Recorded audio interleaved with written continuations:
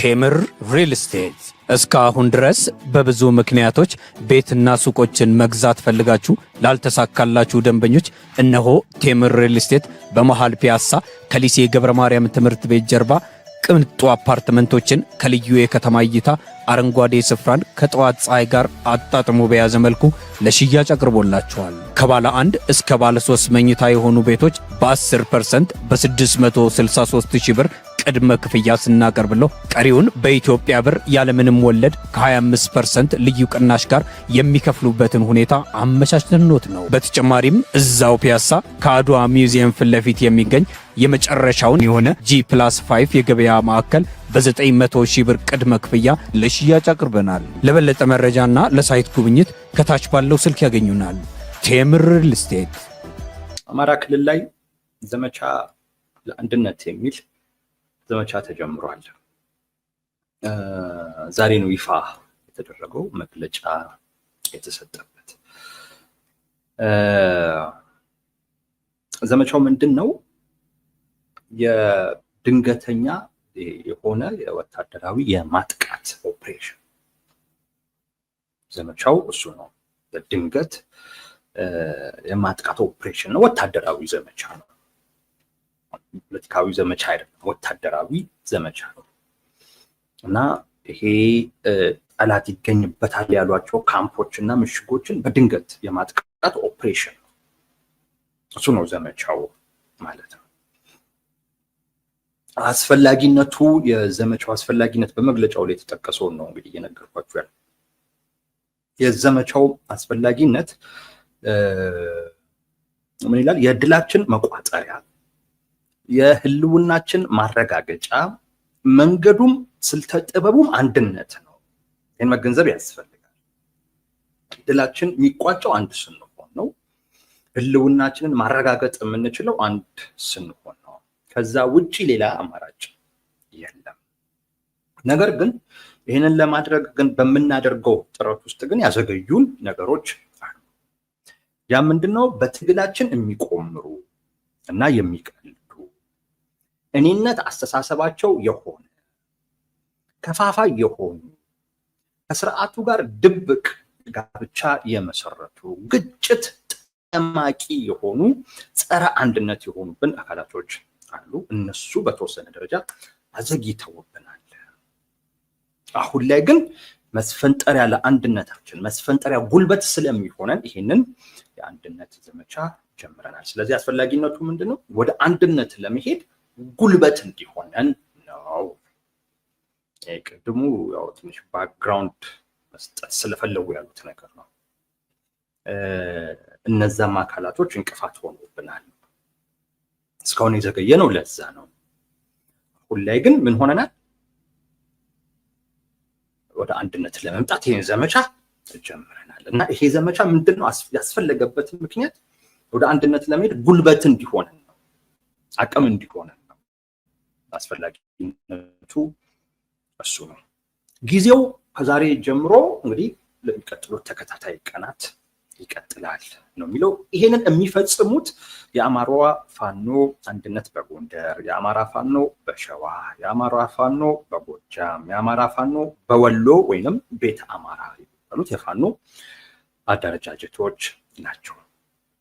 የነዚህ አደረጃጀቶች ወታደራዊ አዛዦች ነው ይህን ዘመቻ የሚመሩት። ዋናዎቹ ወታደራዊ አዛዦች ነው ዘመቻውን የሚመሩት። አይ ቲንክ መግለጫው ይሄ ነው ባጭሩ። በዚህ መልኩ ማቅረቡ ትንሽ ለያዝ ጭምር ይቀላል ብዬ ስላሰብኩኝ ነው። በይዘት ደረጃ ሳታውቁት ዝም ብዬ አስተያየት ላለመስጠት ፈልጌ ነው በዚህ አይነት መልኩ ያቀረብኩላችሁ።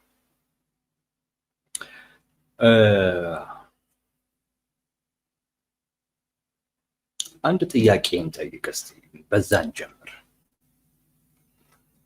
እነዚህ አሁን የተጠቀሱት የፋኖ አደረጃጀቶች የአማራ የቆም ነው የሚሉት ለአማራ ህዝብ ነው። የጋራ ጉዳያቸው ነው የአማራ ህዝብ። ሁሉም ለአማራ ነው የቆሙት። አንድ የጋራ ጉዳይ አላቸው። ይሄ የአማራ ህዝብ የህልውና ችግር አለበት ብለው ያምናሉ። ችግሩ የአማራ ህዝብ የገጠመው ችግር የህልውና ነው ብለው አራቱም ነው የሚያምኑት። ይሄም ደግሞ የሚፈታው የህልውና ችግሩ የሚፈታበት ስልት እና አስተሳሰብ የአማራ ብሔርተኝነትን ማራመድና የትጥቅ ትግል ማድረግ ነው። መፍትሄውም አገዛዙን መጣል ነው የሚሉት። በእነዚህ ሁሉ ልዩነት የላቸው። የቆሙለት የህብረተሰብ ክፍል አንድ ነው። አለበት የሚሉት ችግር አንድ አይነት ነው። ያንን ችግር እንፈታዋል ብለው የሚከተሉት አስተሳሰብ እና ስትራቴጂ አንድ አይነት ነው። የሚጠብቁት ውጤት አንድ አይነት ነው። ከዛ ሁሉ ባለፈ የነዚህ አደረጃጀቶች አመራሮችን በሙሉ ብታዩቸው ቢያንስ የአንድ ትውልድ አባላት ናቸው። በእድሜ የሚቀራረቡ ናቸው። ብዙ ያን ዛት ማች ልዩነት ያላቸው አይደለም። ወሳኝ ጉዳይ ስለሆነ ነው። የተለያየ የትውልድ አባል ሆነ የፖለቲካ እንቅስቃሴ ላይ አለመግባባት አለ። ለዚሁም ደግሞ እንዲህ ቼንጅ በጣም ፈጣን በሆነበት በዚህ ወቅት የሰዎች አስተሳሰብ ሁሉ ነው አብሮ ቶሎ ቶሎ የሚቀየር፣ ፍላጎት ቶሎ ቶሎ ይቀያየር እና የተለያየ የትውልድ አባል ስትሆን አለመግባባቶች አሉ በብዙ ጉዳዮች። እነዚህ ግን የአንድ ትውልድ አባል ናቸው። የአንድ ትውልድ እና የዛም ክልል ነዋሪዎች ናቸው። እዛ ክልል ውስጥም ተወልዶ ያደጉ በስነ ልቦናም በምንም የሚቀራረቡ። ይሄ ሁሉ የጋራ የሆነ ነገር። እነዚህን አራቱን ጠርተን ምንድነው ልዩነታችሁ ብትሏቸው አንዳቸውም ይሄ ልዩነት አለን ብለው አይነግሯቸው። ይሄ ልዩነት አለን ብለው ማለት ከሚያደርጉት ትግል አኳያ ማለት ነው፣ በሌላ ጉዳይ አይደለም። ከሚያደርጉት ትግል አኳያ በፖለቲካ አስተሳሰብ የአማራ ብሔርተኛ ናቸው። በትጥቅ ትግል ነው ውጤት የሚመጣው ብለው ነው የሚያስቡት። ጠላት ብለው የሚያስቡት አገዛዙን ነው። እሱ ላይ ያላቸው ግምገማ በሙሉ አንድ አይነት ነው።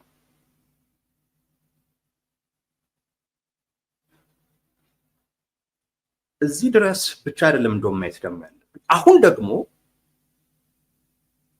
ወታደራዊ አዛዦቹ ዋነኞቹ ሰዎች ምን እያሉ ነው? አንድ ለመሆን ዘመቻ እያደረግን ነው እያሉ ነው።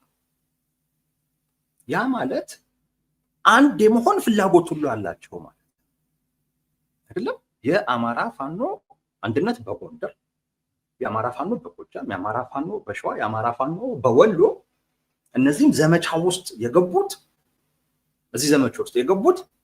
ተመሳሳይ ፍላጎት ኖሯቸው ነው። እሱም አንድ የመሆን ፍላጎት ኖሯቸው ነው። የኔ ጥያቄ እዚህ ጋር ነው። ቅድም በነገርኳችሁ ነገሮች ሁሉ አንድ ሆነ። አሁንም ወሳኞቹ ሰዎች አንድ ነን እያሉ አንድ ለመሆን ዘመቻ ጀመርን እያሉ ታዲያ ለምን አንድ ይሆን ማለት? ለምን ወታደራዊ ዘመቻው ለምንድን ነው ያስፈልገው? ወታደራዊ ኦፕሬሽን ውስጥ መግባት ለምንድን ነው ያስፈልገው? ምንድን ነው ጥቅሙ ወታደራዊ ኦፕሬሽን?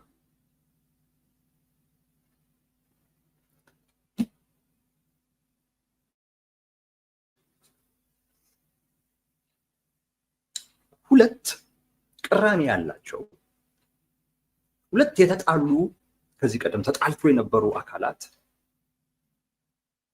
እነሱን ወደ አንድነት ለማምጣት እንደዚህ አይነት በጋራ የሚሰሩት ነገር መፍጠር ይጠቅማል።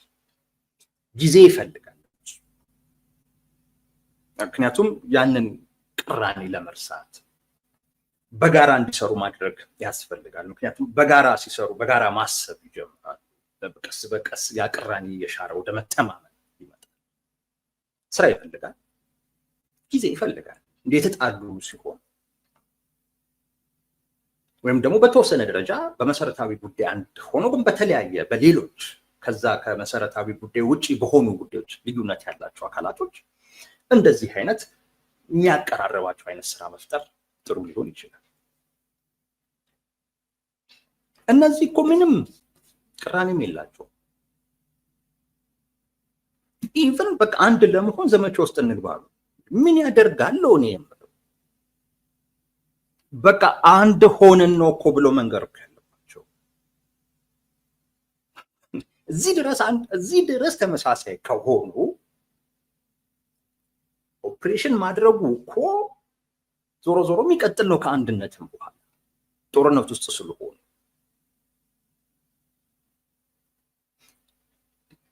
አንድ ለመሆን ኦፕሬሽን ማድረግ ጀመርን ማለት በጣም ነው ግራ የገባኝ።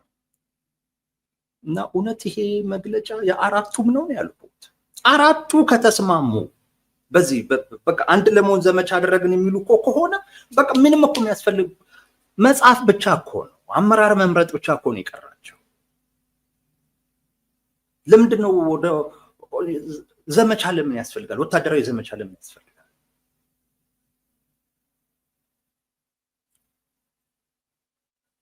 እና መግለጫውን አንድ እንድጠራጠር ያደረገኝ ነገር ይሄ ነው። ለምንድን ነው ወታደራዊ ዘመቻ የሚያስፈልገው? በስልት አንድ አይነት ቅድም ባልኩት ላለመድገም ነው። በብዙ በሁሉም ኦልሞስት አንድ አይነት ሆነው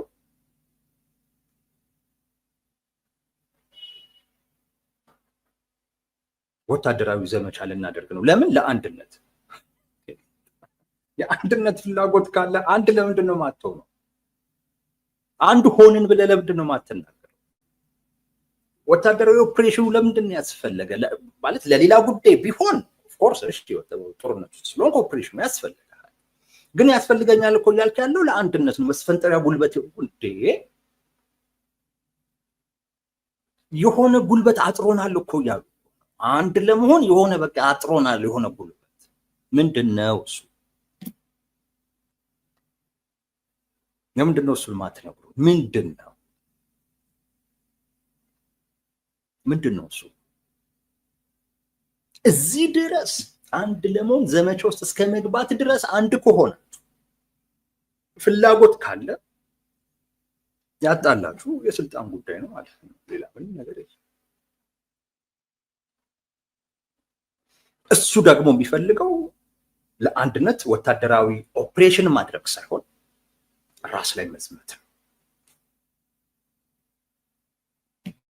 እሱ ራስ ላይ መዝመት ነው የሚፈልገው። የራስን ፍላጎት መግራት፣ የህዝቡ ፍላጎት መቅደም አለበት ማለት። የኔ ፍላጎት በዚህ ሂደት ውስጥ ነው የሚሳካው ማለት። ሊያዝከው ኮዝ፣ የህዝብ ኮዝ፣ ለዛ ተገዢ መሆን፣ እኔ ከዛ በታች ነኝ ማለት። የራስን ኢጎ እኔ የተፈጠርኩት ለዚህ ነው፣ እኔ የተወለድኩት ለዚህ ነው የሚለውን ነገር ማሸነፍ ራስ ላይ ነው ዘመቻ የሚያስፈልግ። ጦርነቱን ለማሸነፍ እያደረግክ ያለው ኦፕሬሽን ሊጠቅምሽ ይችላል። አንድ ለመሆን ግን ወታደራዊ ኦፕሬሽን አይደለም የሚያስፈልግ። አንድ ለመሆን ራስ ላይ መዝመት ነው። ምክንያቱም ራስ ነህ ችግሩ፣ ሌላ አይደለም ችግሩ። መጠቆም አትችልም። እዚህ ጋር አሁን የጸረ አንድነት ምናምን የምትላቸው ዋነኞቹ ሰዎች ናቸው ይሄንን ዘመቻ አወጅን እያሉ ያሉት ዋነኞቹ ሰዎች። እናንተ ከፈለጋችሁ ጸረ አንድነት የምትሏቸው ማንም አያስቆምም አንድ ለመሆን። በቃ እኮ የሚመሩት ሰዎች እኮ ናቸው ዘመቻውን እኮ አወጅን እኮ እያሉ ያሉት። አራቱም አንድ ላይ ከሆነ የገለጹት ማለት ነው። በጽሁፍ ነው መግለጫው፣ ቪዲዮ የለውም። ዶምኒ አራቱም ላይሆኑ ይችላሉ። አራቱም ከሆኑማ አንድ ወታደራዊ ኦፕሬሽን ምን ያስፈልጋል እንዴ? አመራር መርጦ ሊነግሩን ነበር የሚገባው ብዬ የቪዲዮ ሁሉ ማስረጃ ፈልጌያለሁ።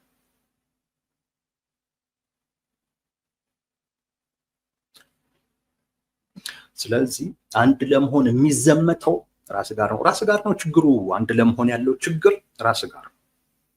እኔ መሪ ካልሆንኩ የሚለው ነገር ነው ችግር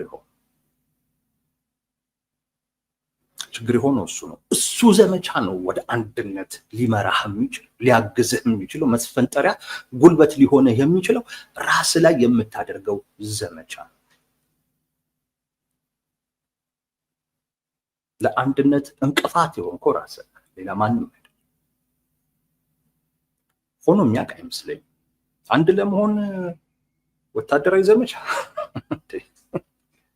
ራስ ዘመን አንድ አትሆንም እንዴ? ዋናዎቹ ሰዎች ናቸው። በቃ እኮ ምንም በስልክም ይሁን በፊት እንደሞከሩት አንድ ብሆን ነው። የሆነ መስፈንጠሪያ ጉልበት ያስፈልገናል ተብሎ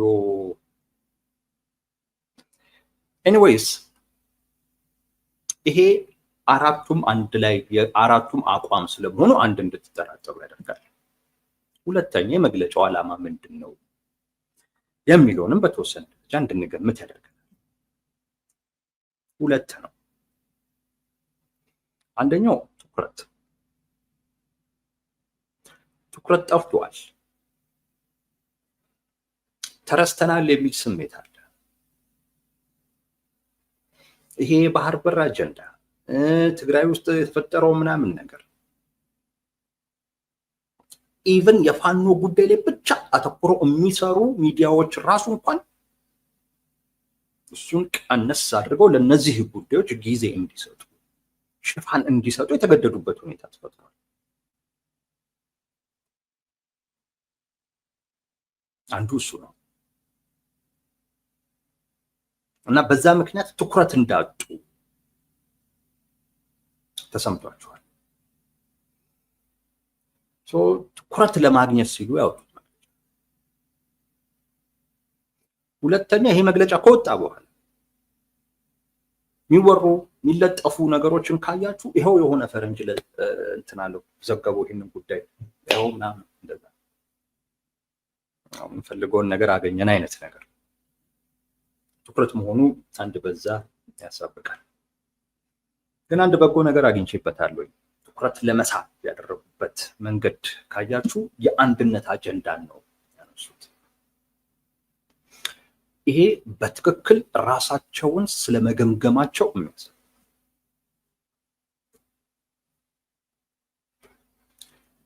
የአማራ ፖለቲካ ማህበረሰብ በተለይ ብሔርተኛውና በእነሱ ላይ ተስፋ አለኝ የሚለው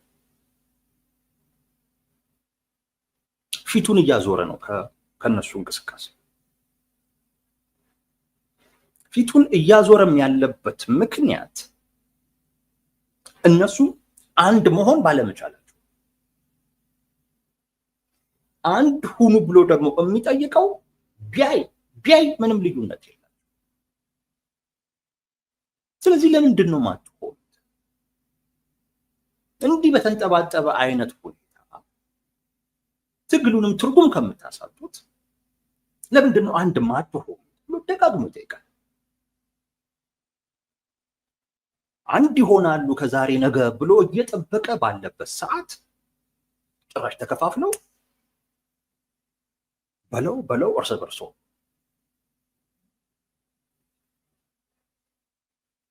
ይሄንን ነገር አስተካክለው እንደገና ይመጣሉ ብሎ ቢጠብቅ የለም። ስለዚህ ትኩረት ነስቷቸዋል፣ ፊቱን አዝሮባቸዋል፣ ገብቷቸዋል። የዚህን የፖለቲካ ማህበረሰብ ፍላጎት ያውቁታል። ሊመልሱት ፊቱን ወደ እነሱ እንዲያዞር ለማድረግ ስለፈለጉ የአንድነት ጉዳይን አነሱ። አሁን ይሄ የፖለቲካ ማህበረሰብ አንድ ሊሆኑ ነው እያለ ከማጨብጨብ ውጪ መጠየቅ ያለበት አንድ ለመሆን የአንድነት ዘመቻ የሚባል ወታደራዊ ኦፕሬሽን አይሰራም። እዚህ ድረስ ኦፕሬሽን የአንድ በቃ እኮ በፍላጎት ሁሉ እኮ ተግባብተዋል ማለት ነው። የአራቱም አዛዦች በፍላጎት ደረጃ ሁሉ እኮ ተግባብተዋል። ማን ሊያቆመው ይችላል? እነሱ በዚህ በፍላጎት ደረጃ እንዲህ ከተግባቡ ማን እንቅፋት ሊሆንበት ይችላል? ስለዚህ ምን ወታደራዊ ኦፕሬሽን ምናምን ነው፣ እሱን ሌላ ስም ስጡት። እናንተ ግን አንድ ሆኑ። እዚህ ድረስ ፍላጎት ካለ አንድ ሆናችሁ አብስሩን። አንድ መሪ ፈጥራችሁ፣ አንድ ድርጅት ፈጥራችሁ አሳዩን። ይሄንን ነው መጠየቅ ያለበት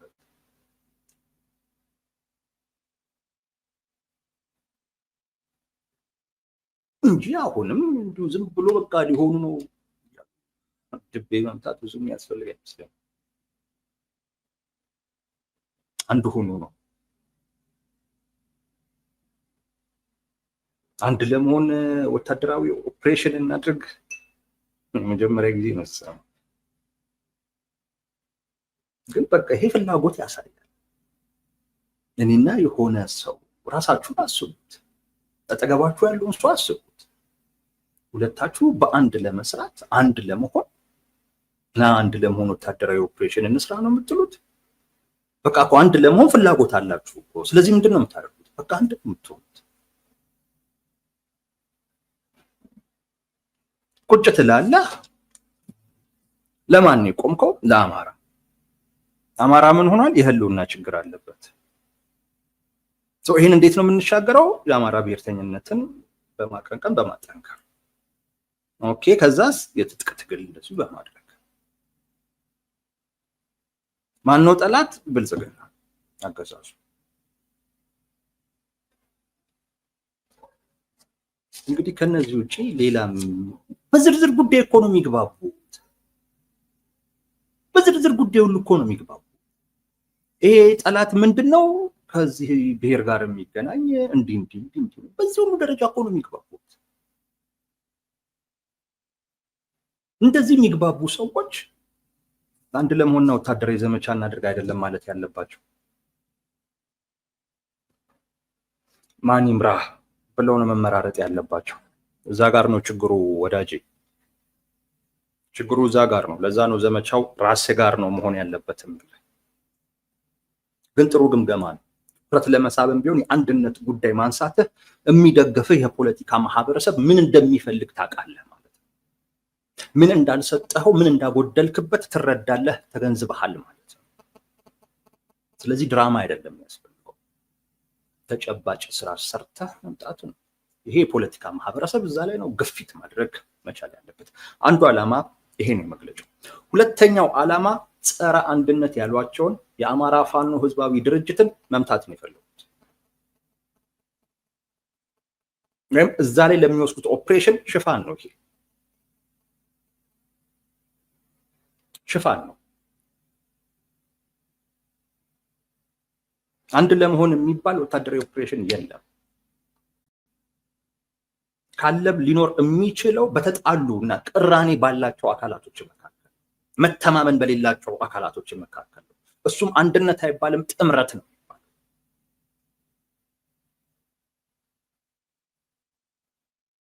በእነሱ መካከል ይሄ ልዩነት ያለ።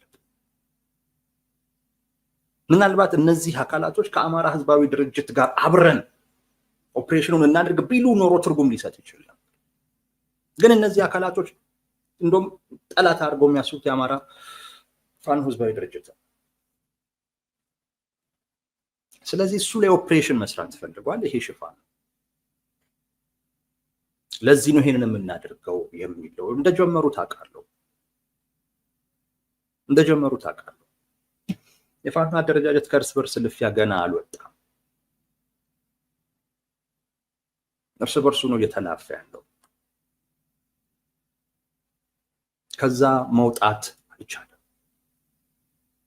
ይሄ ሀቅ ነው። ይሄ ፋክት ነው። ይሄን ተገንዝበህ ነው ምን መስራት አለብኝ የሚለው መስራት ያለብህ። ግን እንዳልኳችሁ ነው፣ ለአንድ ለመሆን ሲባል ቅራኔ የሌላቸው አካላቶች፣ ተጣልተው የማያውቁ አካላቶች፣ በሁሉም ጉዳዮች አንድ የሆኑ አካላቶች፣ የአንድ ትውልድ አባላት የሆኑ አካላቶች ኢቭን አንድ ለመሆን ሁሉ የአንድነት ዘመቻ እናድርግ እስከ ማለት ድረስ ፍላጎታቸው የሚመሳሰል ኃይሎች ሊወጡት የሚገባው መግለጫ ለአንድነት ወታደራዊ ዘመቻ ጀመርን የሚል አይደለም። አንድ ሆነው ለዚህ የሚባል የአማራ ድርጅት ፈጠርን፣ ዋናው መሪ ከሌ ይባላል፣ ሁለተኛው ከሌ እንዲህ ነበር ሊሉ የሚገባው። ግን ይሄ ትኩረት ለማግኘት እና ጸረ አንድነት ያሏቸው የአማራ ፋኖ ህዝባዊ ድርጅት ላይ እርምጃ ለመውሰድ እንደ ሽፋን ስለሚጠቅማቸው የሰጡት መግለጫ ነው። እውነት ለመናገር የአራቱም ስለመሆኑ እጠራጠራለሁ። ግን ሌሎቹም ወጥተው እኛን አይመለከተንም እንደማይሉም አውቃለሁ። ምክንያቱም ለነሱም ጭምር ትኩረት የሚያገኙበት ስለሆነ ስለሚጠቀሙበት፣ በዚህ መግለጫ ስለማይጎዱ ወጥተው የኛ አይደለም እንደማይሉ አውቃለሁ። የአንድ አካል ነው። ቅድምን በተወሰነች ደረጃ ከመግለጫው ላይ አንዳንድ ቃላቶችን ያነበብኩላችሁ የማን እንደሆነ እንድትገምቱ ስለፈለኩኝ ነው።